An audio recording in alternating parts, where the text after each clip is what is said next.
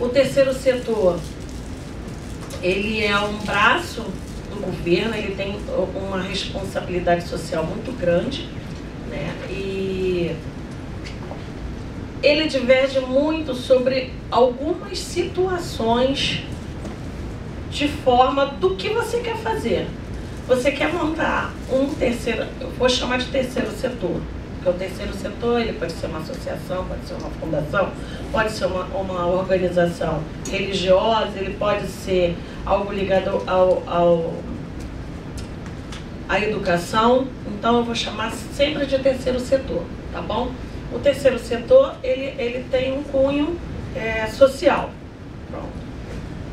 Alguns governos, já vou direto ao ponto, alguns governos gostam e outros não. Alguns governos facilitam a vida do terceiro setor e outros não. Depende muito da política que está em vigor, tá? Então, como eu vou falar da parte prática, que eu já vi que ele tem bastante coisa que vai se identificar com o que eu vou falar, com o que eu teria que falar, a parte de OSC, etc e tal, eu vou deixar para ela. Eu vou falar para vocês um pouco da parte prática do terceiro setor. Ele precisa, sim, de uma contabilidade, tá? Ele é obrigado a entregar várias declarações. Dependendo da finalidade, você pode conseguir algumas subvenções do governo. Subvenção não é nada em relação a gratuito, você não ganha, é como se fosse uma troca. Vamos supor, olha, eu ganho do governo R$1 milhão. Eu tenho que esse R$1 milhão construir uma sede de alguma coisa. Dentro desse R$1 milhão que o governo vai me dar como subvenção, eu tenho que dar algo em troca para ele. Se o meu contrato durar de 2023 a 2030, ele pode pedir para que eu dê emprego a 50 pessoas dentro daquele orçamento que eles fizeram. Com isso, a gente gera emprego e renda. Então, é uma troca.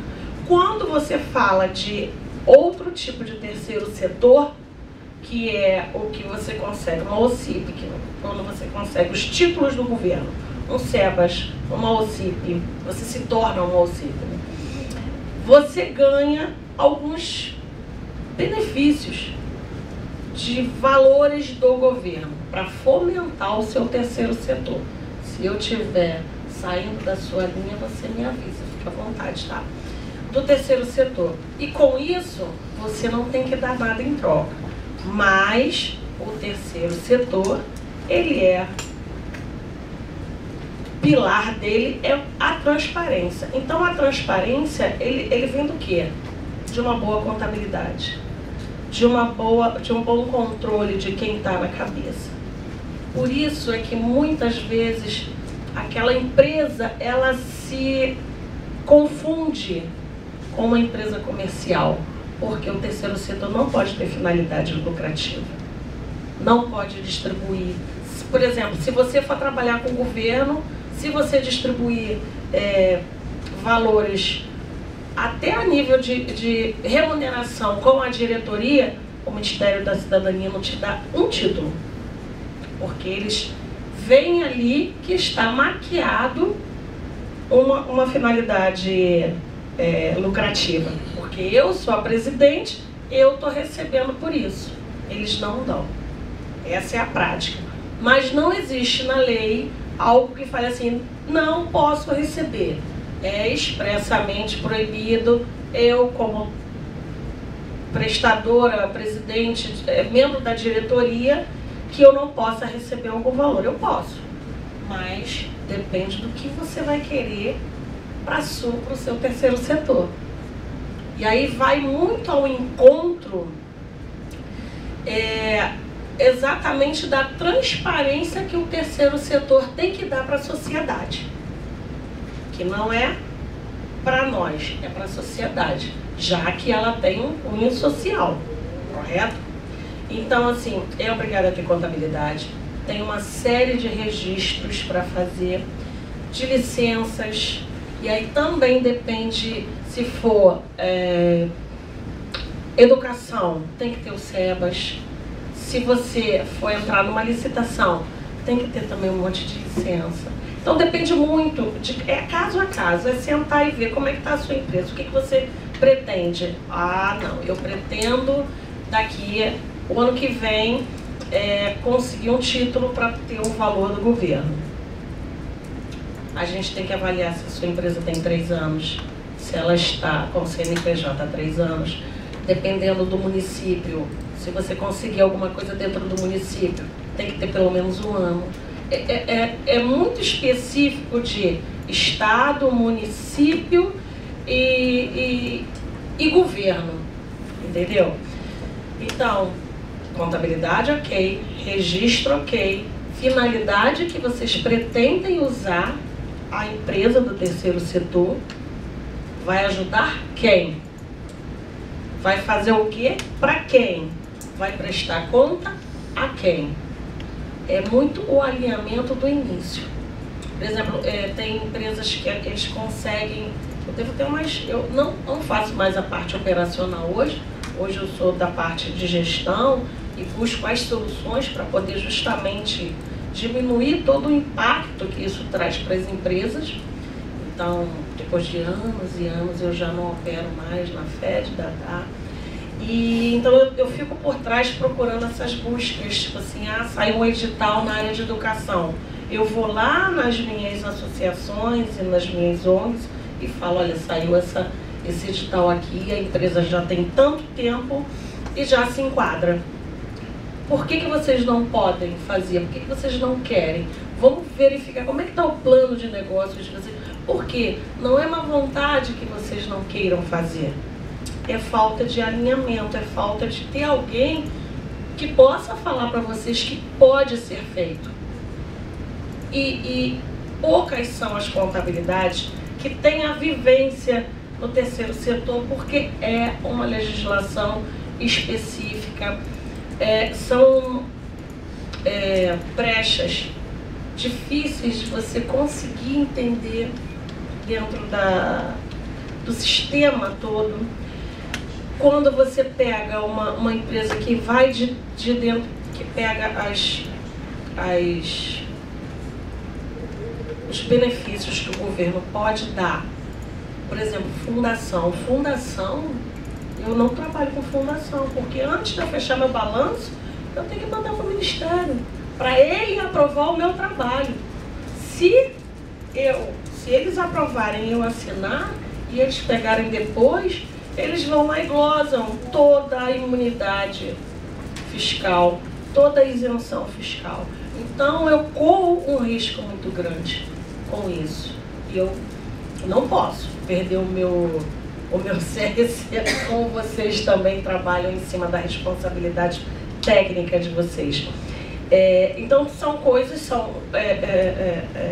caminhos que você vai escolhendo ao longo da sua vivência. Eu não trabalho com fundação porque justamente tem uma fiscalização muito forte em cima do contador. Muito, muito forte. E assim, você não está fazendo os gastos da fundação. Você não sabe realmente quem está ali, se está trabalhando correto. Você saberia se você fizesse. Se eu chegasse ali e assumisse aquilo ali e eu visse o que estava fazendo. Aí, beleza, mas eu não estou vendo, então, na dúvida, eu prefiro pegar as ONGs, os terceiros setores, as associações, que é mais tranquila, porque eu pego e alinho com eles a forma de trabalhar. Então, entenderam a parte de registro, a parte da contabilidade, que é obrigado, não tem nem como vocês fazerem sozinhos, porque a gente precisa entregar as declarações precisam do CRC. A contabilidade ela tem que ser anual a entrega de declarações obrigatórias e mensal a entrega de declarações mensais. O que acontece muito com o terceiro setor? Abre cheio de gás. Que eu tenho uma galera boa, vai trabalhar comigo. Na hora do vamos ver, de arregaçar as mangas, saíam para um ladinho de cá, para um ladinho de lá. Quando você vê, só tá o presidente, o vice-presidente e meia dúzia de gato pingado. Só quem ali está encabeçando. E larga aquela empresa de mão. Quando você vai ver, 3 anos depois, está uma bola de neve. Inúmeras declarações para serem entregues, inapta o CNPJ, e dependendo do tipo de serviço ou do tipo de situação, você vai para o presidente, dependendo da responsabilidade que se tem. Então, assim, é uma coisa de muita responsabilidade a gente assumir um terceiro setor. E às vezes eu pego algumas empresas que você vê que tinha tudo para mas faltou só um pouquinho de cooperação de um, cooperação de outro, porque a finalidade é ajudar as pessoas, é orientar, é ensinar, é tirar aquela pessoa daquela situação e trazer para outro nível. Essa é a finalidade do terceiro setor. Inclusive eu vou abrir uma para educação e ensinar o que é uma empresa funcionar na prática. A gente tem que ajudar o pessoal a crescer. E hoje em dia a minha mão de obra, ela está muito difícil de ser achada. As pessoas não querem mais fazer contabilidade. Então eu trabalho também dentro do CRC e a gente está fazendo um movimento de educação dentro das faculdades e do final da faculdade, para você se transformar em um empresário, e no final do segundo grau para poder abrir as portas da contabilidade. Porque sem a contabilidade, a economia do país também vai embora. A gente é uma força muito forte, a gente orienta as empresas a crescerem, a gente traz a mentalidade para o empresário do que é ser um empresário de verdade, né? E a gente fica ali naquele meio da conformidade da lei e o crescimento do empresário. Então a gente é uma força motriz de crescimento muito grande dentro do Brasil. E o trabalho que a gente faz é de formiguinha, né? Assim como quando as pessoas abrem uma empresa de terceiro setor e larga para lá, eu falo, olha, não faz isso não, melhor encerrar. Pega, divide, porque isso vai virar uma bola de neve. Quando passar 10 anos, as dívidas vão para os 5 anos, que agora o governo quer, né? Imposto mesmo, vai para a dívida ativa e vai para o presidente, entendeu? Então, assim, registro, contabilidade, estatuto. O estatuto ele tem que estar muito claro, muito claro, tudo nos mínimos detalhes. Vender, comprar, pode vender, vocês podem vender numa associação, desde que tudo que vocês vendam seja revertido para a entidade. Vocês podem prestar serviço, desde que tudo seja revertido para a manutenção da entidade. Vocês podem prestar serviço para empresas. As empresas investem também em terceiro setor, porque para eles é interessante. E aí vem a captação, que já é um assunto que eu acredito que seja o que você vai também falar, né? A captação de recursos. As empresas precisam disso, porque eles também sabem que eles precisam ter a responsabilidade social. Isso é bom para o crescimento da empresa.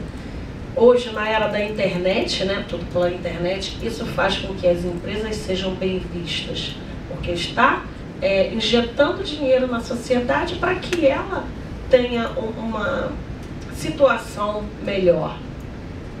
Então, estatuto, regimento interno, tem que ter também, porque você tem que ter as regras de entrada e as regras de saída. Todas elas. Você tem que ter a parte que é a parte de conduta, para que não leve o seu nome da sua empresa para o buraco também.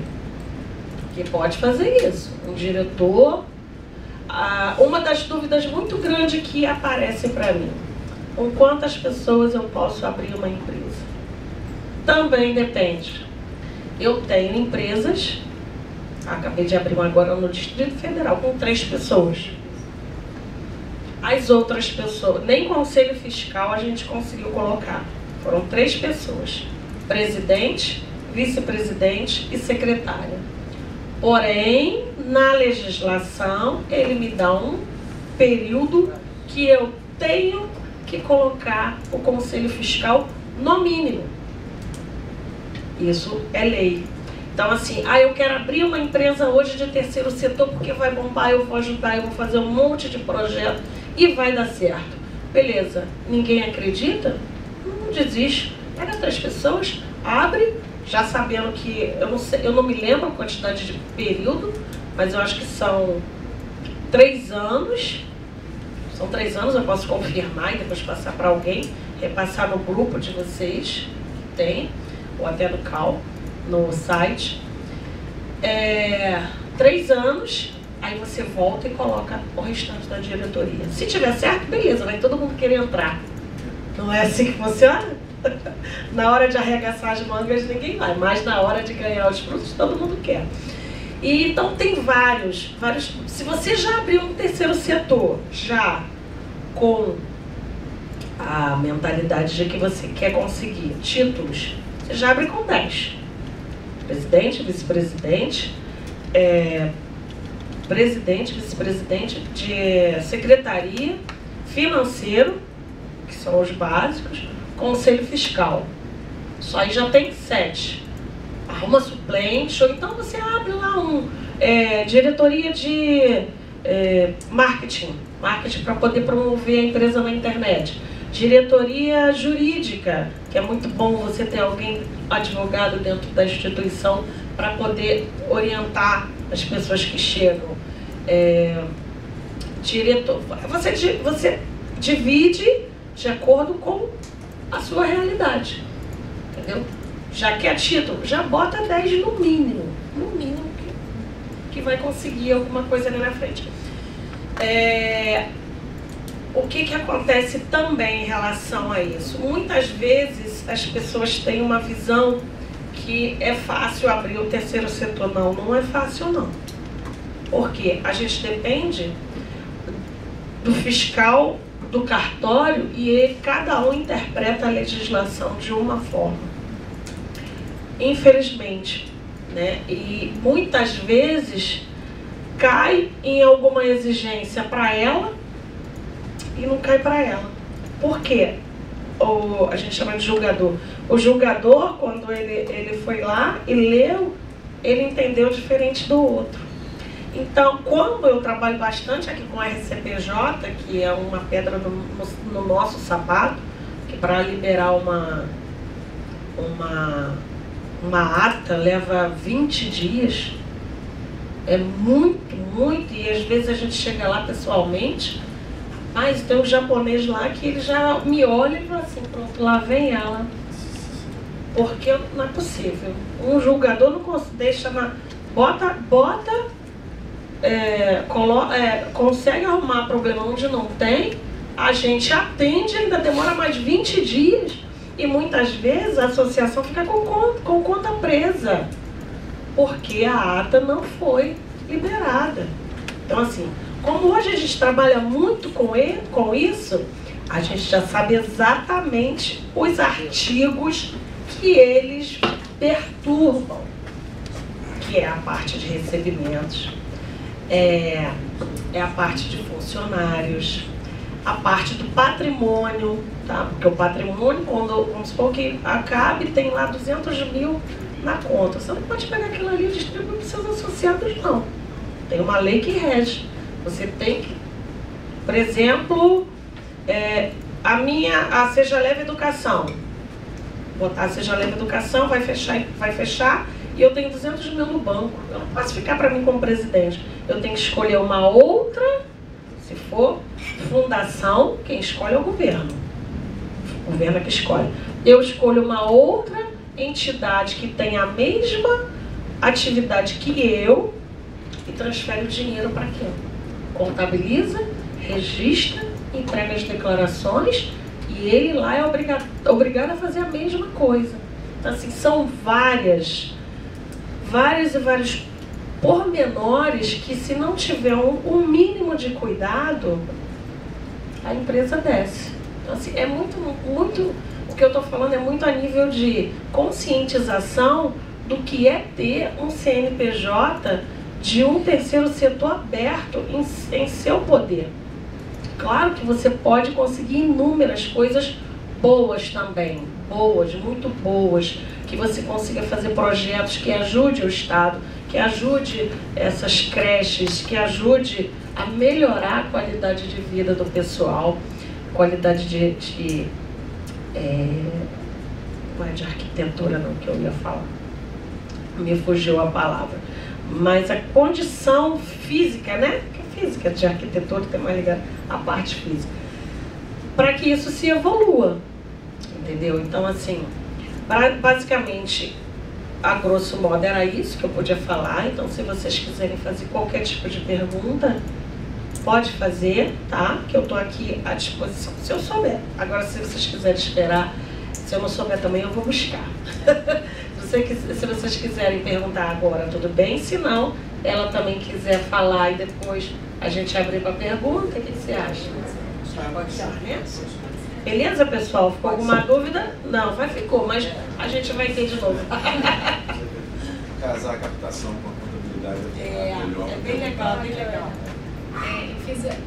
Bem, bom dia, sou a Renata, sou assessora de comissões aqui do CAU Rio de Janeiro e eu fiz uma apresentação rapidinha, aí comecei para ajudar, e aí é isso.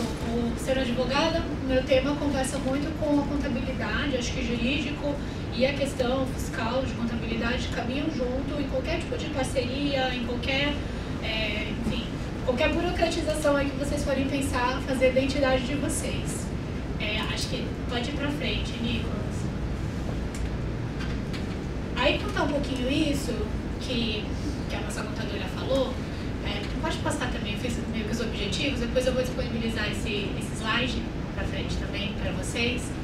Mas a gente tem idas e vindas em relação às organizações da sociedade civil, né? Eu não sei se vocês já, há quanto tempo vocês têm as suas associações, fundações, mas a gente teve alguns momentos onde as organizações foram criminalizadas. Eu não sei se vocês lembram dos 90, 2000, que apareceram na Rede Globo, empresa fantasma, associação fantasma, daí iam lá para um lugar onde tinha uma portinha assim, daí falava aqui, diz no estatuto que cuida de 300 crianças, aí você ia ver, não tinha nada. Tinha isso. E existem organizações que são assim, mas isso é minoria.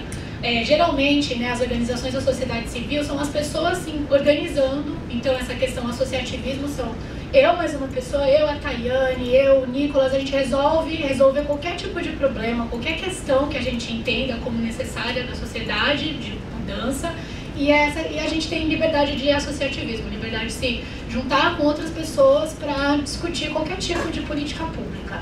E as organizações, as associações são super importantes porque são elas que estão na ponta. Então a gente vai ter as políticas estaduais, federais, municipais, mas quem conhece a realidade de Rio das Ostras, quem conhece a realidade... De onde você é mesmo, Marta? Aqui é do Rio, a nossa do associação Rio. É Alba. A Alba, exato, mas de uma região, às vezes, da zona oeste do Rio. É a associação, é quem está na ponta. E aí, então, as associações, elas são as principais, né?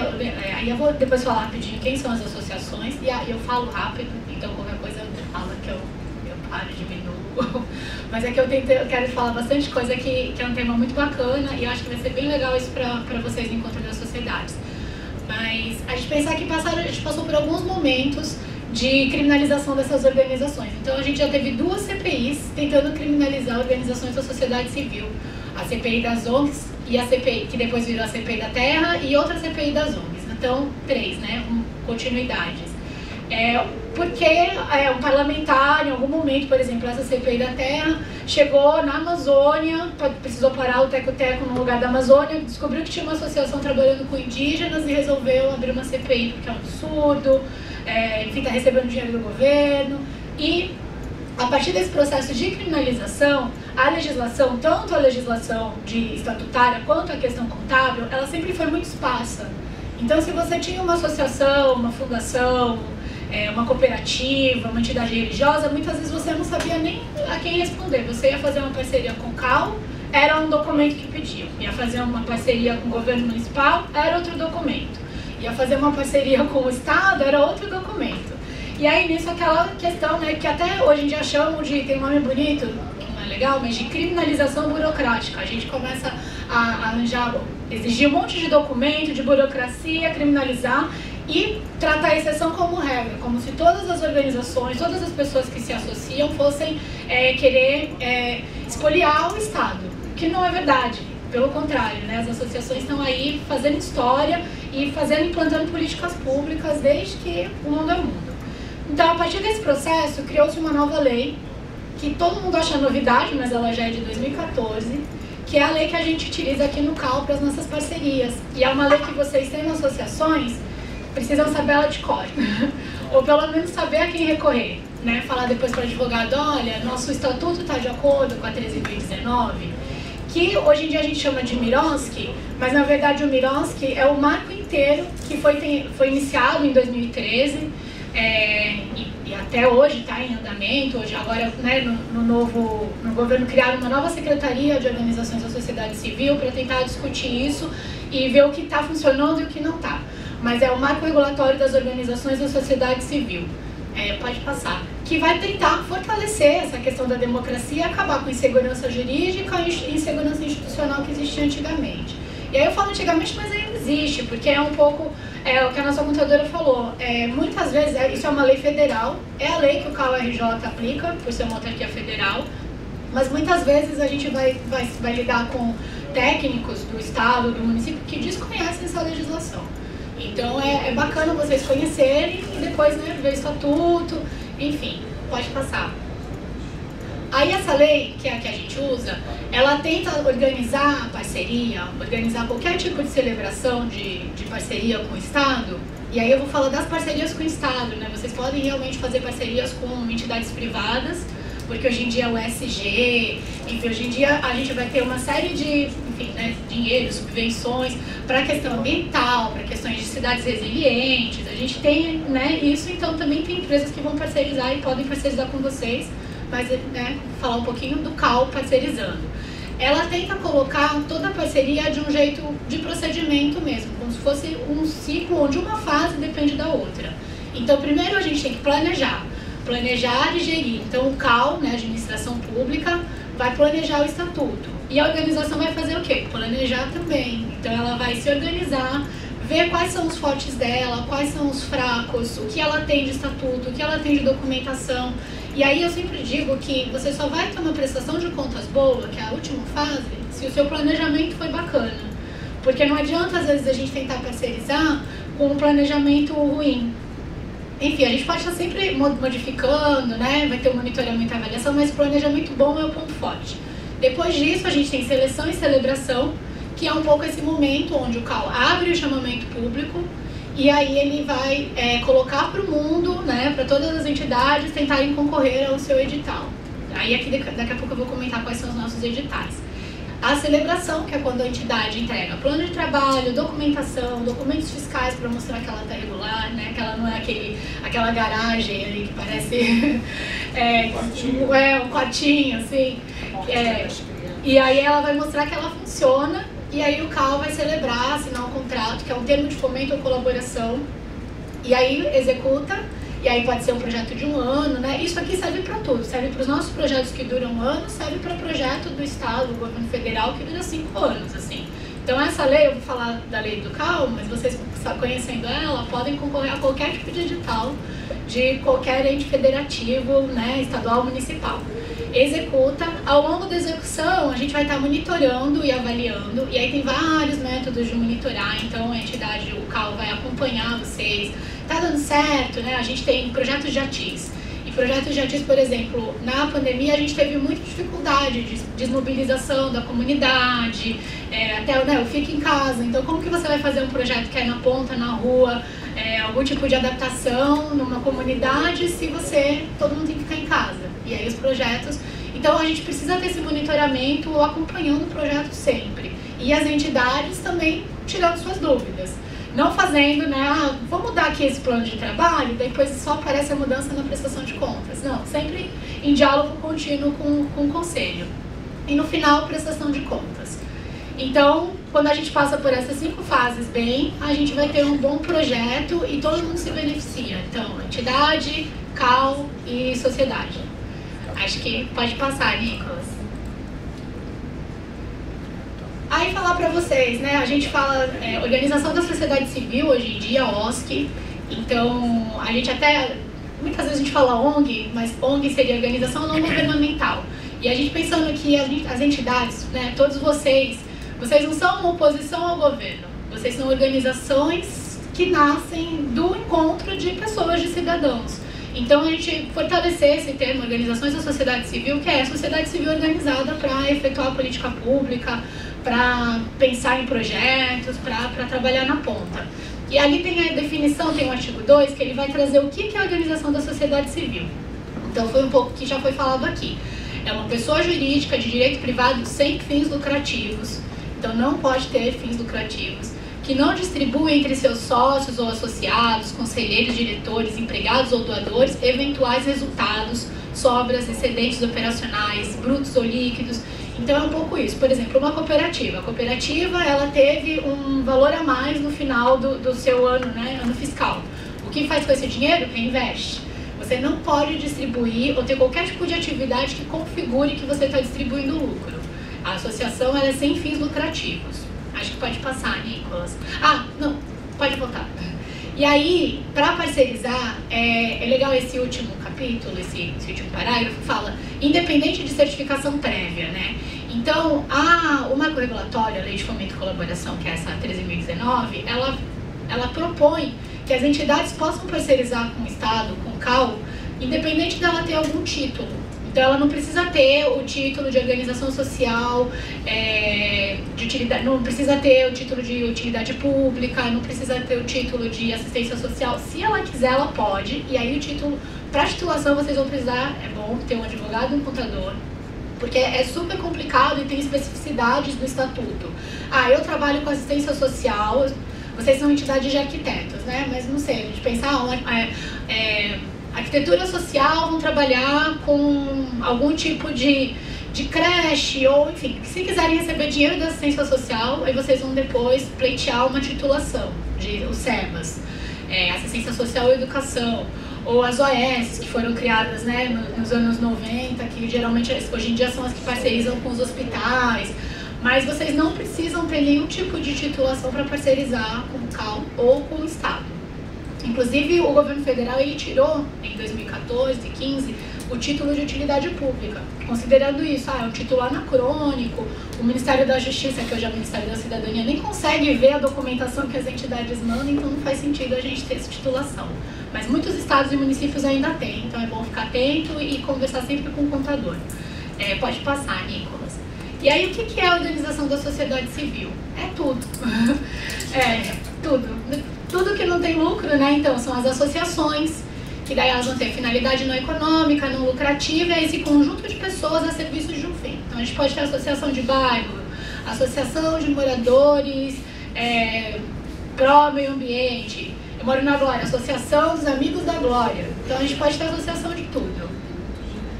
Também, associações de proteção de defesa de animais, associações, né, de advocacy de direitos humanos. Já está no tempo. A gente pode ter fundações. Aí foi isso que ela falou. A fundação, ela é não econômica, não lucrativa, mas ela nasce a partir de um patrimônio. Então, vamos supor, eu fiz riqueza sendo advogada de direitos humanos, fiquei muito rico, que é uma hipótese quase impossível. E aí, com essa riqueza, eu comprei um prédio. Comprei esse prédio aqui onde está o CAL. E aí eu quero, como eu ganhei muito dinheiro com direitos humanos, trabalhando com arquitetos e direito à cidade, olha isso, sonho. Mas eu pensei, não, esse prédio não pode se perder, eu quero que o fim da minha fundação, ele continue valendo. Então eu afeto esse prédio, que foi o que aconteceu com a universidade, acho que foi a Veiga Almeida, que é aquele que hoje em dia é, enfim, uma massa que ninguém consegue vender porque o prédio é afetado. Agora, eu vou lembrar depois qual foi a universidade aqui, que ela é uma fundação. E aí, o Ministério Público, ele acompanha esse patrimônio. Então é isso, fica para a posteridade, a fundação, Renata, então, ela, o prédio, né, vai estar lá defendendo direitos humanos e direito à moradia durante anos, porque toda a contabilidade dela é acompanhada pelo Ministério Público. Então, o Ministério Público ele faz esse poder de custos lege e ele vai acompanhar se está tudo certinho. Então, a fundação, por isso que a gente tem Fundação Roberto Marinho, né, Fundação TID Setúbal, são fundações onde tudo se reúne por um bem afetado, enquanto as associações são pessoas. Então, é até um pouquinho mais fácil de se constituir, não tem esse tipo de acompanhamento do Ministério Público. A gente pode passar. O que mais são organizações da sociedade civil? E aí, pensando que todas essas daí podem parcerizar com o Estado. As cooperativas, então todas, né, aí as cooperativas têm outras exigências, mínimo de 20 pessoas, físicas, interesse em comum, economicamente organizada. Então a cooperativa geralmente vai ter uma existência econômica. Aí a gente pensando, teve a Flasco, que foi uma cooperativa, né, cooperativas de catadores, a gente vai ter cooperativas menores e maiores. Tem as cooperativas, enfim, hoje em dia a gente tem cooperativa para tudo, e aí isso é um pouco polêmico, né, as famosas Coopergato, mas as cooperativas bacaninhas ali da lei de 71, elas podem parcerizar. Vocês conseguem perceber, a gestão hoje está em 2023. A gente tem que trabalhar na lei de 1970. Desculpa, perdão. Só um adendozinho aqui, Renata. A gente está em 2023. A gente tem que trabalhar hoje, em 2023, na lei de 1971. Vocês não têm noção. Vocês não têm noção a nossa dificuldade de trazer aquilo lá de trás para os dias de hoje, tanto o contador quanto o advogado. É muito difícil, não é? A lei de cooperativas é super antiga e recentemente tem havido uma discussão para alterar a lei, enfim. O CNPq chegou a fazer uma pesquisa enorme para tentar repaginar, porque a gente tem muitas cooperativas, né? Agroecologia, tem muitos temas que são ligados ao cooperativismo e, enfim, é uma lei de 71. Então é uma lei que foi albergada pela pré-Constituição de 88, pré-Constituição Cidadã, bem antiga. Organizações religiosas, então também podem parcerizar, também estão dentro das organizações da sociedade civil. Cooperativas sociais, que são aquelas bem específicas, então são de usuários da saúde mental, as pessoas, egressos da prisão, do sistema prisional, então são bem específicas, né? Crianças que tiveram adolescentes em conflito com a lei, é uma lei específica, a lei de 99, e Sistema S, que são SESI, SENAI, também é considerada organização da sociedade civil. Eles têm uma formação ali diferente, são serviços sociais de autônomos, então é a partir do serviço. Pode passar, Nicolas. Tá, e aí as qualificações, que são essas que, enfim, são diversas, e aí a qualificação seria como se fosse um selo, que a entidade, a associação de vocês, vai decidir se quer ter ou não, de acordo com os objetivos sociais e estatutários que vocês têm. Então vocês podem ter, por exemplo, ser uma organização da sociedade civil de interesse público, que é o título de OCIP. Vocês podem ser uma organização social, ou uma organização filantrópica, que é a que tem o SEBAS, uma organização que tem o título de utilidade pública. Então, todas essas titulações, elas podem acontecer, e as titulações são legais porque elas vão gerar uma série de benefícios fiscais, enfim, né? Você vai poder ter, por exemplo, um valor do imposto de renda que é revertido, você vai ter isenções, ou, enfim, tem benefícios fiscais, mas aí é uma elaboração diferente. Elas geralmente exigem tempo de existência, um tempo maior, elas exigem que o estatuto seja feito de determinada forma, o movimento, ela tem uma série de especificações, cada um, e é isso aqui, o advogado e o contador que vão orientar qual é o melhor caminho para ter essa titulação. Mas lembrando, elas não são necessárias para parceria simples, né, com o governo. Acho que pode passar. Aí aqui aquilo que eu falei, né, porque o ONG, pensando que o termo organizações da sociedade civil, ele reforça esse caráter afirmativo e abrangente, elas não estão numa oposição, definição, contraposição à esfera estadual, elas estão juntas, é isso. Vocês são juntos com o Estado, estão juntos com o CAL, fazendo política pública, implementando novas práticas, novas alternativas aí para a sociedade. Pode passar. E aí, falar rapidinho dos nossos editais do CAL. A gente hoje em dia tem 6 editais, 3 deles são a partir da Lei 13.019, então o edital de ATIS, né, de assessoria técnica de interesse social, o edital de patrocínio cultural do CAL e o CAL na Sociedade. São 3 editais que saem pela Lei 13.019. O CAL na Sociedade foi um que teve muitas associações do interior, então a gente já parcerizou com a CEANE, já parcerizou com a Aero, já parcerizou com uma série, né, com o IAB de Petrópolis, então organizações da sociedade civil. Pensando nisso, quem está na ponta para a gente fazer o CAL na Sociedade em Rio das Ostras? É a Aero. Não faz sentido o CAL Rio de Janeiro tentar ir lá para Rio das Ostras fazer alguma coisa sem conhecer a realidade. Então, a importância da gente ter uma associação local. E a gente tem alguns editais que são mais premiações, que são a antiga lei de licitações, a 13.019, a 8666 e a atual 14.133. Então, a gente tem personalidade do ano do interior, que é um edital, o edital de diversidade e o prêmio Vai Arrasante Formação Continuada. E esse ano, na verdade, a gente teve 4, esse ano a gente teve o prêmio de Marcos Conder de Serviço Público. Então, a gente tem alguns prêmios em andamento. A gente está agora fechando o edital, o prêmio de patrocínio cultural, que vem, já acabou, logo vai sair, agora está na etapa de recursos. E aí, em breve, a gente vai ter mais algumas associações que vão parcerizar pelo próximo ano com o CAL. Pode passar. Aí acho que pode passar, eu vou comentar rapidinho. Aqui são as etapas daquilo que eu falei, mas o que é legal para vocês terem, as fases da lei, mais pra frente, vocês saberem mais pra frente o que é importante para vocês. Então aqui, quando a gente vai fazer chamamento público, a gente tem que ter algum mínimo de... a lei e o decreto que regulamentar, ela pedem algumas exigências, né? Tem algumas exigências. Entre elas, mínimo 3 anos de existência com cadastro ativo, CNPJ. E, então, vocês têm que comprovar essa existência do CNPJ de no mínimo 3 anos e que a organização, que a associação funciona há 3 anos. Esse tempo, ele pode ser... por exemplo, todas as associações que a gente abriu um edital, todas têm 2 anos. Aí pode ter um ato do presidente do CAL reduzindo. Mas é porque no governo federal são 3 anos, governo estadual 2 anos e governo municipal 1 ano. Então, é o tempo de existência para cada ente federativo para vocês fazerem a parceria. Outra exigência de documento, experiência prévia de no mínimo 1 ano.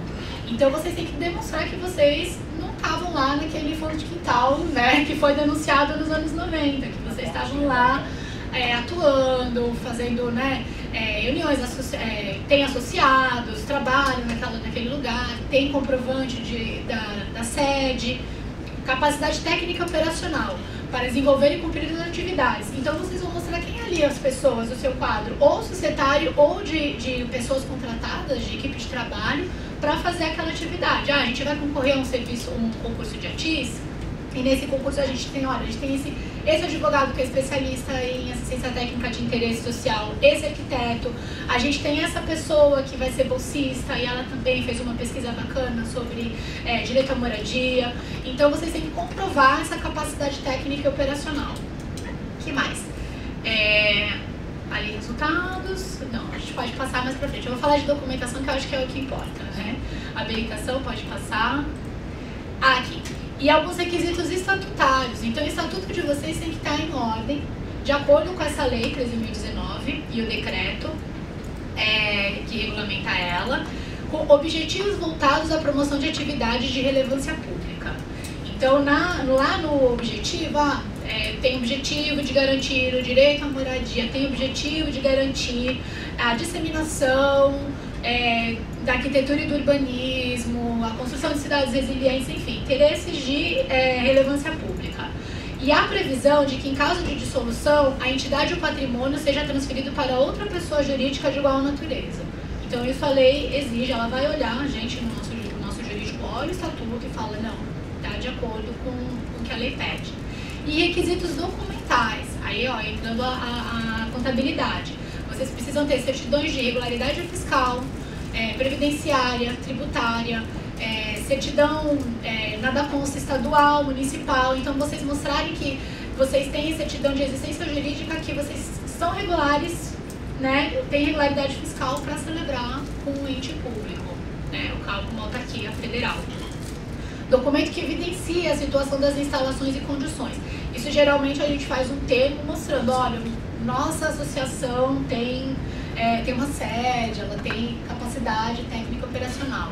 Antigamente, as parcerias, elas exigiam até que a entidade tivesse um dinheiro.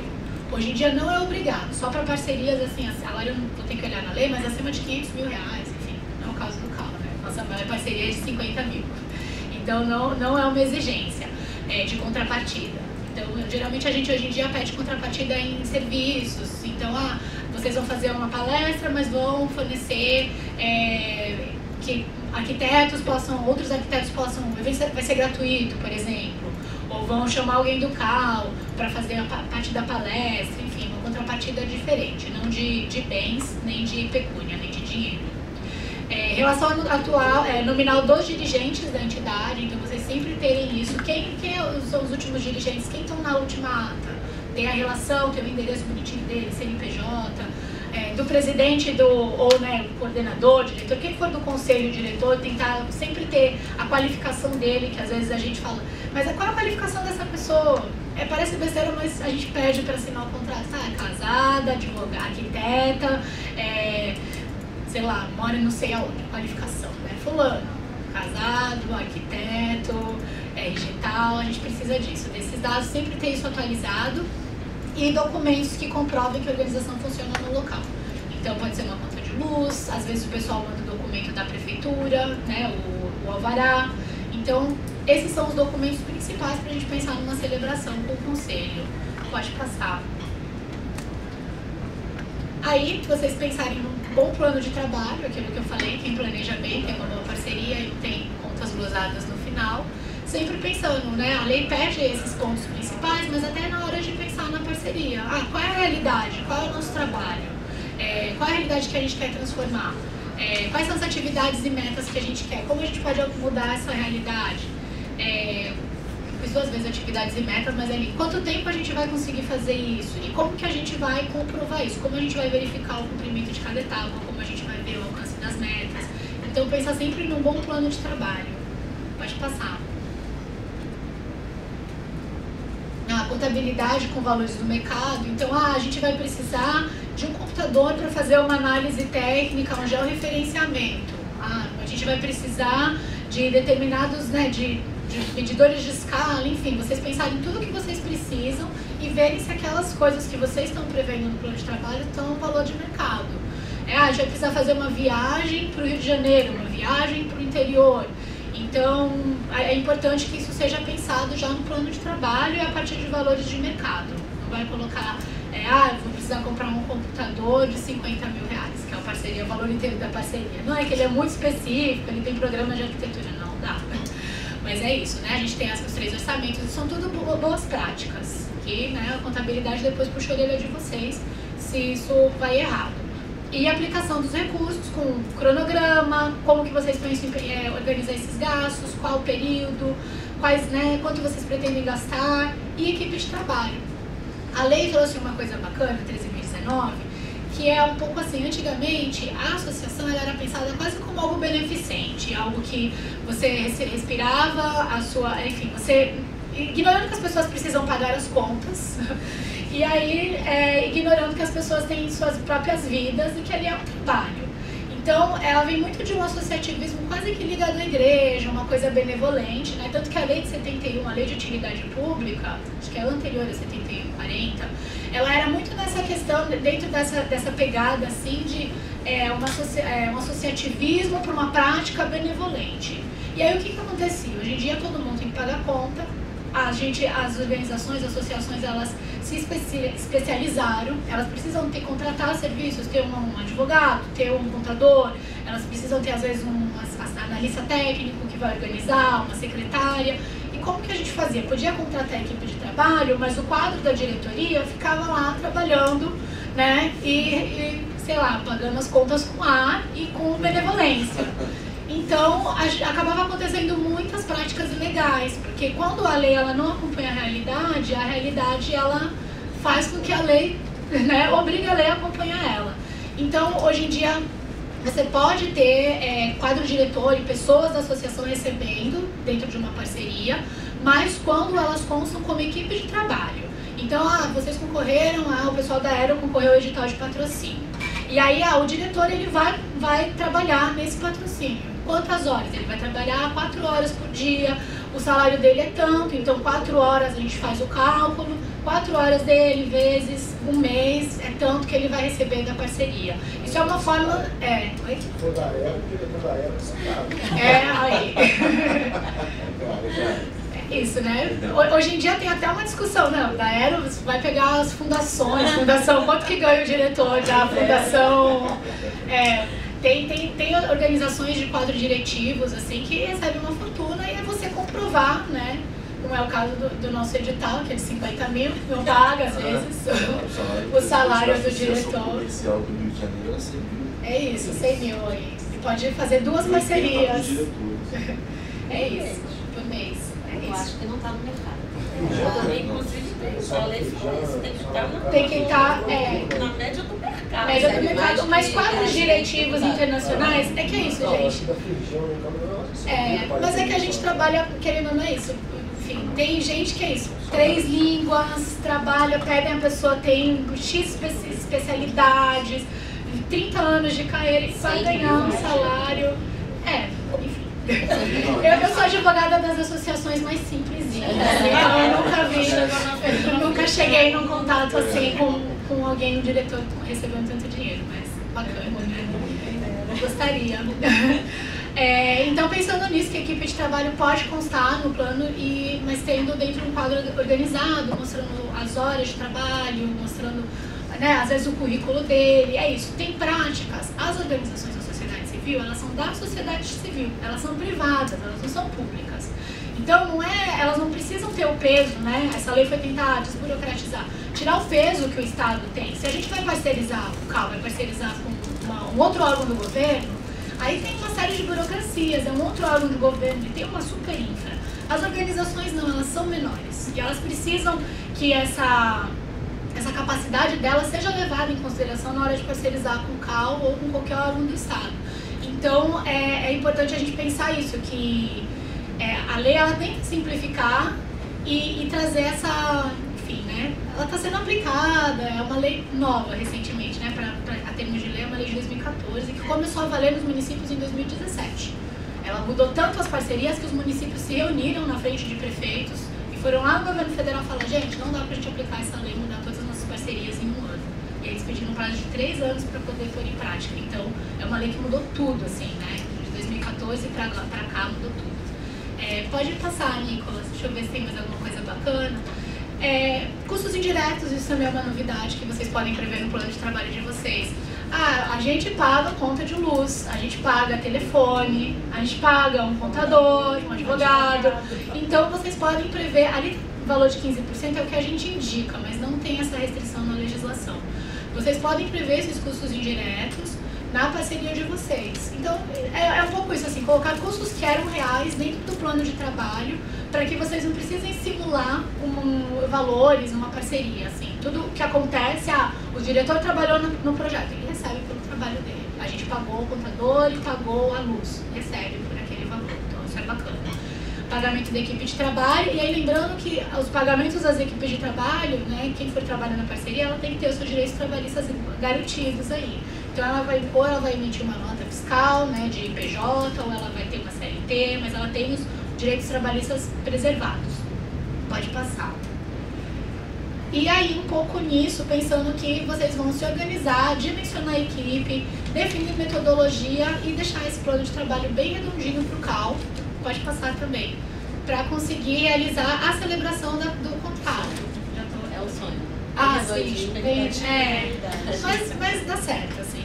E aí, os contratos que a gente assina, ou é o termo de fomento ou é o termo de colaboração. No CAL, na sociedade, foi o termo de colaboração, pensando que é uma iniciativa do CAL que a organização ela executa, e o termo de fomento é quando é uma iniciativa da organização. Então, eu quero trabalhar com... deixa eu pensar algum. A gente teve um projeto Tijolinho de Atis. Então, ele foi trabalhar Atis na comunidade Tijolinho, na Maré. E aí é um projeto que já existe, que eles já têm desenhado, que eles já trabalham, e a gente vai pagar, né, fazer essa parceria para uma parte do projeto, para uma etapa, para algo do projeto. Quando é o termo de colaboração, é algo que já está na cabeça do CAL, que já existe, né, como se fosse uma política pública. Isso acontece, por exemplo, com as creches. As creches, elas são parceria com essa lei, as creches do Estado, do município, e é um projeto que já é do Estado, é uma política pública que as organizações executam e a partir da parceria. Pode passar. E aí eu acho que eu já estou chegando ao fim, eu estou falando bastante, mas é que tem muita coisa para falar, depois, enfim, a gente fica aberto, eu vou disponibilizar esse PowerPoint, mas vocês pensarem que tem algumas questões que são... Não, pode passar, isso é do termo, isso daí quando vocês assinarem, vocês vão poder... Pode passar. Ah, não, pode voltar, isso aí é só importante. Coisas que vocês podem pagar ou não com a parceria. Vocês só podem usar o dinheiro da parceria após ele ser pago. Então, o CAL está demorando para depositar. Não adianta, gente. Espera o CAL depositar para usar o valor, senão problema na prestação de contas. Vocês podem pagar equipe de trabalho, diárias de deslocamento, hospedagem, alimentação, custos indiretos, que é aquilo que eu falei, telefone, luz, arquiteto, advogado, né, qualquer profissional que vocês precisem, equipamentos e materiais permanentes essenciais à execução do objeto. A gente vai fazer uma oficina, a gente vai precisar de um computador, né? Por exemplo, a Ciane vai fazer uma atividade onde eles vão precisar fazer um registro, enfim, um programa específico de arquitetura, eles vão comprar um computador. Então, é isso. Vocês podem comprar bem de acordo com a necessidade da parceria, do uso na parceria.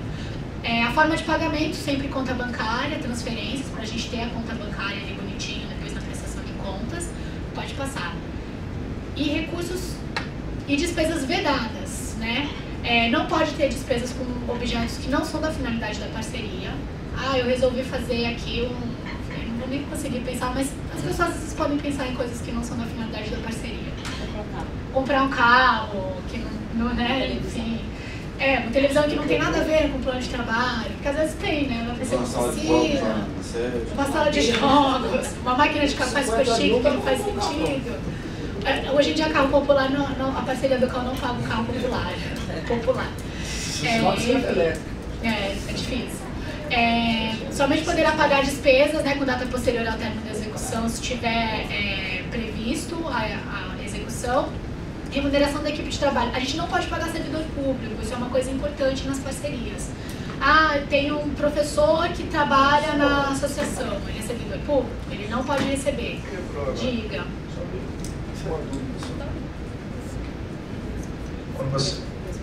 Bom dia a todos. Quando você falou ali da questão de comprar algum bem, né, que seja necessário para, por exemplo, vamos fazer uma máquina fotográfica para registro, uma câmera para transmissão, um computador, etc. Um drone, por exemplo, esse bem depois ele automaticamente não precisa, vai ficar obviamente para a instituição, mas você precisa ter algum rastreio dele, tipo assim, depois vai ficar lá, mas é fruto daquela participação, eu não sei como é que é isso. Porque você não vai vender depois que acabar, lógico, óbvio. Né? Isso é uma novidade da lei e aqui no CAL. A gente primeiro a gente pede que as organizações façam uma cotação de preços para mostrar que aquele bem está de acordo com o valor de mercado, que não é, né, um gasto excessivo, extraordinário, absurdo, que ele está de acordo com o plano de trabalho, compra-se o bem e a gente faz um contrato afetando aquele bem. E aí só no fim da parceria ele fica com a associação, mas afetado ao CAL. Então, por exemplo, a Aero comprou um computador, a Aero se dissolveu. Esse computador ou ele volta para o CAL ou ele vai para uma associação de igual natureza. Então esse bem ele vai ser rastreado, ele fica, né, tem um contrato porque é um bem público, foi contrato com dinheiro público. Mas isso é uma novidade que a gente começou a fazer no passado. Então também a gente está começando a organizar essa questão dos contratos e de afetar os bens. Quando acaba o contrato,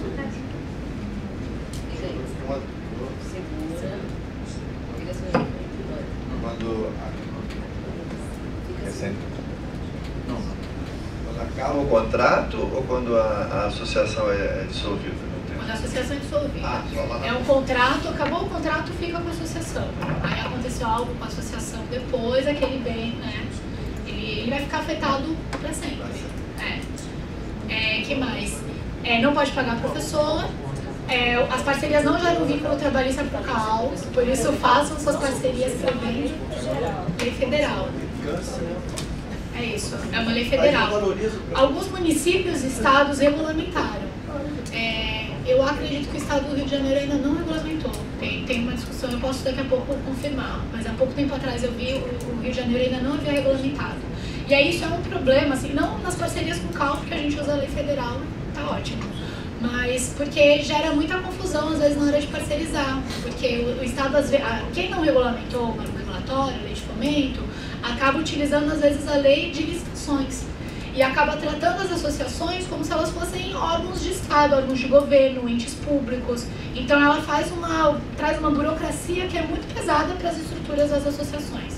Então, o ideal é, enfim, né? Hoje em dia está se discutindo a revisão do decreto, o que deu certo e o que não deu certo da lei, mas é uma lei federal e alguns estados e municípios regulamentaram. Acho que pode passar. Deixa eu ver se tem mais algo importante. Vocês podem ter voluntários, que mais? Isso aqui é para cuidado com o vínculo trabalhista, né? Então, se tiver gente contratada, tem que estar certinho, CLT ou RPA, enfim, os pagamentos têm que ser adequados. Pode passar. Pode passar também, falando do vínculo. Alterações no plano de trabalho devem ser autorizadas. Eu previ que eu ia fazer oficinas na comunidade tal e não está rolando porque desarticulou, veio pandemia, ou aconteceu uma enchente, enfim, né? As intempéries e a realidade, elas às vezes não cabem no plano de trabalho. Então a associação tem que escrever para o CAL, solicitar formalmente a alteração e isso vai ser autorizado e a gente consegue ter a mudança do plano de trabalho. E alterações de vigência também devem ser autorizadas. A gente teve muitas parcerias de 2019 e 2020 que foram prorrogadas, porque a pandemia ela impediu mesmo a realização das parcerias. Então, no patrocínio cultural, muitas coisas mudaram para o formato online, e para mudar para o formato online o CAL autorizou, mas parcerias que eram na ponta, né, em comunidades, enfim, elas tiveram que ser adiadas e estão sendo executadas agora, assim. Então, a gente pensar que o plano de trabalho ele é passível de mudança. A gente viu que isso não deu certo, altera, mas sempre isso documentando, sempre isso tendo o aval do CAL. Pode passar. E aí, a gente sempre vai ter esse monitoramento, então o CAL sempre acompanhando, né, a execução da parceria, vendo como está, tirando eventuais dúvidas, para depois ter uma boa prestação de contas. Pode passar, Nicolas. E aí a prestação de contas, que é essa etapa mais chatinha, mas também se a parceria foi feita com planejamento bom, se todo o monitoramento foi bacana, a prestação de contas vai ser bacana também. São 2 relatórios de execução do objeto para mostrar que a parceria aconteceu, então geralmente as fotos, os relatórios, o livro, fotos da palestra, enfim, de qual foi o produto que era esperado na parceria, e relatório fiscal, que vai ter movimentação da conta bancária, certidões, documentos, né, de transferência, notas fiscais, recibos, para comprovar que também os valores foram utilizados para a parceria. Pode passar, acho que já está no fim. Pode passar também, enfim, a tentativa da prestação de contas ser simplificada. Pode passar, que são esses 2 relatórios que eu comentei, execução de objeto, execução financeira, pode passar. E aí as contas podem ser aprovadas com ressalva ou rejeitadas. A gente nunca teve uma conta rejeitada, só aprovadas com ressalvas, né, ou aprovadas, isso é bacana. E o plano é que no futuro só conta aprovada, porque as parcerias vão ser lindas, todas redondas e com bastante projeto bacana para o CAL. Pode passar, Nicolas. Pode passar também. Aqui são sanções, enfim, pode passar. Se a gente passar rápido, porque é uma parte triste, chata. Ninguém quer ter essa organização sofrendo uma sanção do Estado, pode passar também. E aí aqui essa síntese ficou bem pequenininho, mas pensando, né, chamamento público, celebração, execução e prestação de contas, são as fases da parceria com o CAL, pode passar. E aí eu fiz, na dúvida, escreva para o CAL, porque é isso, né, as parcerias elas têm muitas idas e vindas, a realidade ela não cabe no papel, às vezes não cabe no plano de trabalho, e a tentativa é facilitar, desburocratizar e fazer parcerias bacanas que tenham projetos legais. Então é isso, ano que vem fiquem atentos aos editais do CAL. São 7 editais, né? E calrj.gov.br.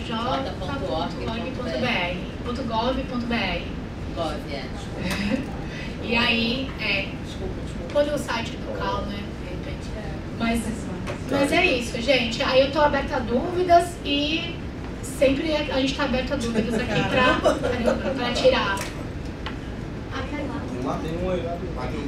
É rápido. Esse projeto de tijolinho que você citou, ele não foi do edital de ATIS. Ah, tá. Eu tinha entendido que a associação poderia trazer um projeto fora de edital. A lei, ela prevê mas isso eu nunca ainda vi ser aplicado, pode se pensar para uma aplicação no CAL. Ela prevê um procedimento que chama manifestação de interesse social. Então é como que foi um pouco o que fizeram agora com o orçamento participativo, mas foi mais amplo, né? Foi o nosso orçamento participativo. As organizações, a gente abre um momento de um edital e as organizações elas falam, olha, eu quero tal projeto. Esse foi dentro do edital de ATIS. Mas eu não posso, como associação, não como CAL, eu não posso chegar para o CAL e falar, eu tenho um projeto tal e gostaria de uma parceria. Não, ao menos que seja... Esse trânsito inverso não tem. Pode, mas aí a gente teria que ver qual é o tipo da parceria, a especificidade, qual é o objeto, para ver se cabe chamamento público ou não. Por quê?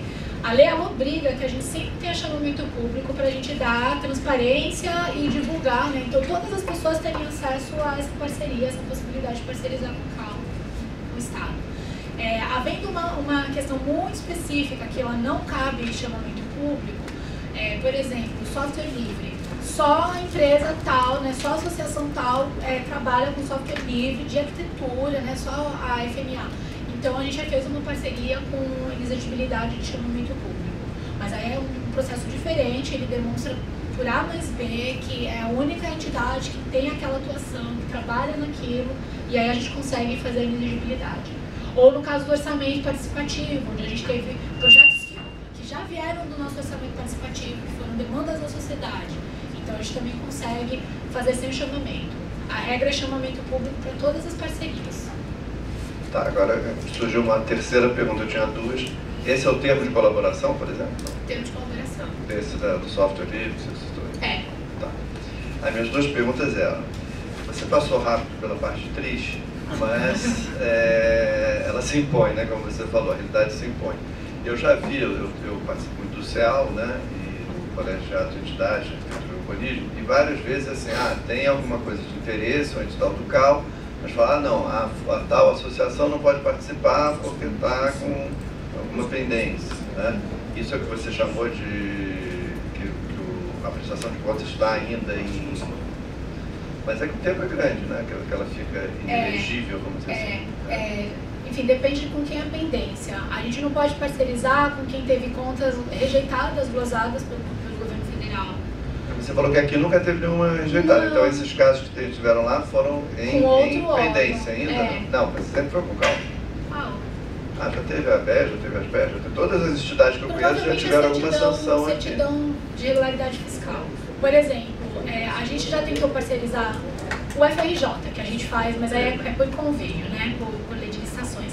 Mas a UFRJ, ela é enorme e aí alguém fez uma doação de um bem para a UFRJ e aquele bem ele deu um problema numa certidão de regularidade fiscal dela. Já aconteceu isso. Aí a gente precisa sempre de certidões negativas. E aí a certidão estava positiva. Ou uma dívida trabalhista. O pessoal da associação, não sei, da DEA não pagou um funcionário que entrou na justiça e aí tem uma dívida trabalhista. Aí quando a gente tira a certidão, ela vai estar irregular, vai estar positiva. Aí, mas está discutindo judicialmente. Aí a gente pede que a entidade traga uma certidão positiva com efeitos de negativa para que a gente possa parcerizar. Toda etapa, quando a gente assina um contrato, quando a gente paga a parceria e quando a gente finaliza, as certidões elas têm que estar aptas. Então é uma coisa super chata que toda hora a gente está renovando e pedindo certidões de novo, são umas 10 certidões. Porque a minha dúvida foi quando você falou que nenhuma conta foi recusada, então ou estava em pendência ou estava com uma questão de certidão negativa. Isso, E a segunda é a questão da conta única para parceria, que você não chegou a citar, mas tem que ser única. Eu lembro assim, já rendeu juros lá na conta porque estava no banco tal. Aí como é que faz com aquele dinheiro? Tem que zerar? Não, conta única. A lei, e aí isso é uma complicação que a lei trouxe, que está sendo discutida. A gente também está tentando discutir internamente e com o banco, porque a lei fala que a conta ela tem que ser em banco público isenta de tarifa. Só que a gente, em banco indicado pelo CAL, a gente nunca indicou, mas fala sempre, não indicou, vá no Banco do Brasil ou vá na Caixa, né, que seriam os bancos públicos. E seja isento de tarifa. Só que as organizações vão nos bancos e não conseguem, às vezes, a isenção de tarifa. O Banco do Brasil já chegou a responder para uma associação que não era, que precisava ser em contratos de massa, então abrindo 20 contas, 100 contas, o que não é. A gente tem editais que são 8 parcerias, depois mais 8. Então a gente está discutindo isso para ver como faz. E já teve bancos privados que aceitaram ou bancos privados que falaram não, a gente não é economicamente interessante para a gente ter uma conta de uma associação e isentar de tarifa. Isso é um problema. A gente está tentando discutir, e até o CAL-BR está tentando discutir isso, e as pessoas com o governo federal, porque parece que falta uma sigla para ter conta isenta de tarifa nas parcerias no Banco Central. Então é um problema maior do que a gente. Não consegue. Mas enquanto isso a gente tem autorizado outras contas, mas o que acontece não sendo isento de tarifas, o valor da parceria ele não pode pagar movimentações bancárias. Então o que a gente tem feito, eu tenho orientado, a gente faz um ofício e fala, vai advogar pela sua isenção. Vai lá brigar com o gerente. E tem rolado em algumas contas, outras não. Então algumas contas, às vezes a associação precisa ter um dinheirinho extra para pagar a tarifa, é isso. Em relação ao valor, a gente pede a conta única, porque depois fica mais fácil a prestação de contas. Se vocês têm uma conta específica só para parceria do CAL, quando vocês imprimirem os extratos, vai ter todas as saídas, vai estar tudo bonitinho para prestação de contas. E aí o que a gente orienta apliquem os valores para renderem. E aí a gente teve um imprevisto, vai precisar criar um site. Faz uma solicitação para o CAL para utilizar os valores dos rendimentos. Então vocês podem utilizar esse valor do rendimento, mas tem que ser autorizado pelo CAL, isso está na lei. E aí vocês vão usar esses valores todos para parceria, no final presta contas bonitinho, encerrou, devolve dinheiro se sobrou. Se vocês usaram mais dinheiro, paciência, que bom que deu certo. E aí fecha a conta da parceria, né? Passa a régua e fecha a conta. Agora só uma dúvida, você falou que na lei fala que tem que ser banco público, mas na prática está sendo feito com particular, não pode dar problema. Infelizmente sim, a gente tem autorizado, porque as pessoas não estão conseguindo abrir em banco público. E aí estão tendo muita dificuldade. Tentamos abrir uma conta agora no BTG. A gente já teve até denúncia de... BTG e o C6. A gente teve uma associação de quilombolas que tentou abrir. Mas é isso, um banco digital. E aí pensando nisso, os bancos digitais eles são uma novidade posterior à lei, então eles estão discutindo a regulamentação do decreto, pode ser que isso mude. No final a lei previu uma coisa, mas não combinou com os russos. Ela falou, tem que ser isenta de tarifa, não combinou com os bancos, e aí os bancos não querem. Existia até uma portaria, quando a lei saiu, então em 2014, tinha uma portaria falando a conta tem que ser isenta de tarifa. Em 2016 a portaria foi modificada e aí agora ela pode ser isenta de tarifa. Então a lei fala uma coisa, a portaria fala outra e isso é uma briga das associações. É isso. Maravilha, gente. E aí fica o contato para qualquer dúvida vocês tirarem. A gente está sempre aberto aqui a dúvidas. Tá ligado. A conta única que você citou tem que ser a única mesmo ou a gente pode, igual a gente tem dificuldade de abrir conta em outro banco? De usar de receber na conta única que a gente tem, né? Da Aero junto com o que a gente recebe dos associados. Tem que ser única. Não pode ter outras entradas, porque depois a prestação de contas fica um caos e como o dinheiro ele tem que ser investido, aplicado, aí como que a gente vai saber o dinheiro que foi aplicado que era dos associados ou da parceria? Então tem que ser uma conta única. Vocês podem até ter a conta de vocês, zerarem, a gente geralmente pede extrato zerado, zera a conta, usa para parceria, terminou, volta a usar para outra coisa. Mesmo a gente recebendo e já encaminhando esse dinheiro para... Sim. Mas essa aplicação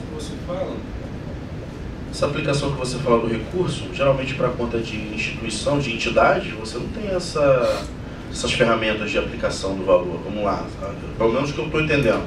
Poupança, CDB, CDI, seria isso para aplicação? Mas algumas têm. Algumas associações podem. A nossa não tem. Precisa... Enfim. Porque acaba abrindo um outro processo. Se for no Nubank, por exemplo, ele vai te abrir um outro aplicativo para que você possa fazer investimento, inclusive na bolsa e tudo mais. Bolsa, não tem essa recomendação, mas aplicações de risco não são recomendadas. CBD, colocar numa poupança só para ir dentro. A gente pensar, são 50 mil, eles vão ser usados ao longo de um ano. Mas o primeiro mês vai usar 1.000, depois 1.000, depois 1.000, enfim, ou vai pagar no final do semestre. Então é para esse dinheiro ter algum tipo de rendimento, são rendimentos simples que a gente orienta. Mas tem entidades que não conseguem aplicar, por exemplo, tem fundação de apoio que pelo estatuto social dela ela não pode aplicar. Então ela escreve falando, a gente pelo nosso estatuto não pode aplicar, e aí isso é aceito. É mais para o dinheiro poder render mesmo, por ser uma quantia alta, poder ter um valor a mais que seja depois revertido na parceria. É uma orientação da lei. Acho que é isso, gente.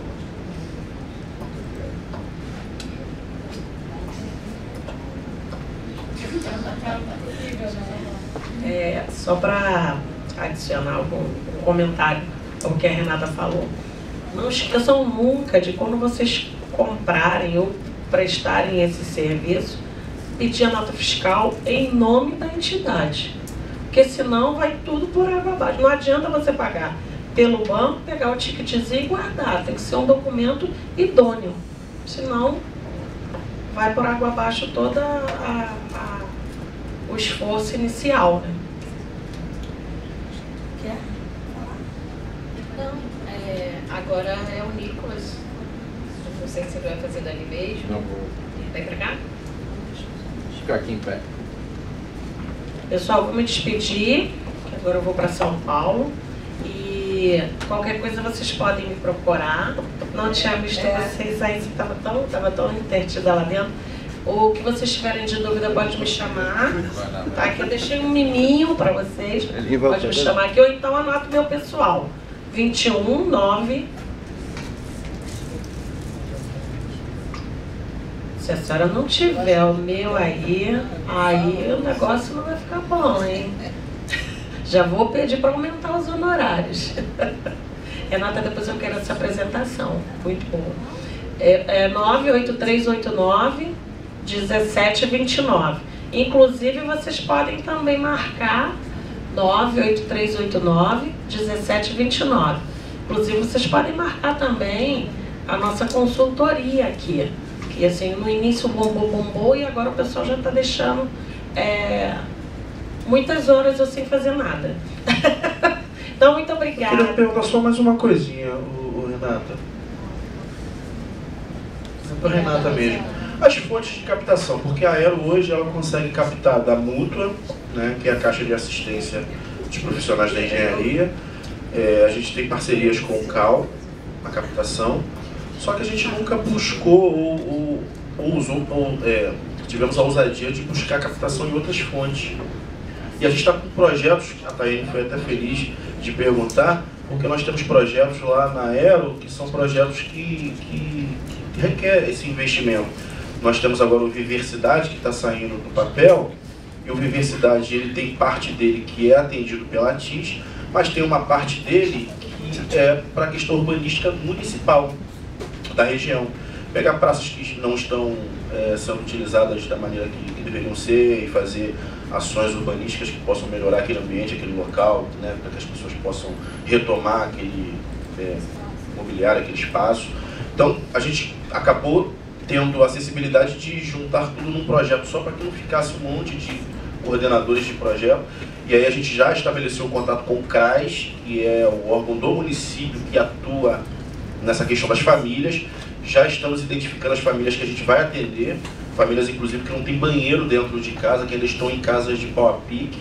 Então a gente já passamos por esse momento, aí agora está no momento da escolha. Temos assim a possibilidade de ter alguma ajuda privada, mas seria um projeto que a gente poderia apresentar para outros órgãos, não digo para o CAL. E aí quais seriam essas possíveis fontes que a gente poderia apresentar e com base nessa legislação que você citou? Aí é o universo de fontes, assim, podem tanto ficar atentos aos editais do novo, né, recém-nascido do Ministério das Cidades. Recentemente teve um edital super grandão sobre feminismo, onde tinha uma parte de educação e informação que também discutia a questão de cidades, a questão de banheiros, teve Nenhuma Casa Sem Banheiro. Então sempre tem editais abertos do governo federal que vocês podem procurar, Prefeitura e Estado, né, no local, para ver a possibilidade de parcerias. E aí, enfim, o ente público que vai escolher, a gente vai fazer por inexigibilidade, a gente vai fazer uma contratação, enfim. Aqui é quando tem um chamamento público, mas vocês podem também parcerizar com o Estado a partir de uma contratação, uma contratação simples, ou uma lei de licitações, tem várias possibilidades. Isso com o ente público, mas ficar atento. Tem alguns sites de editais, mas eu não tenho certeza se é tão para a associação, que tem o que chama Prosas, que todo mês ele solta uma lista de possíveis editais. Tem um site também que é Rede de Captadores de Recursos.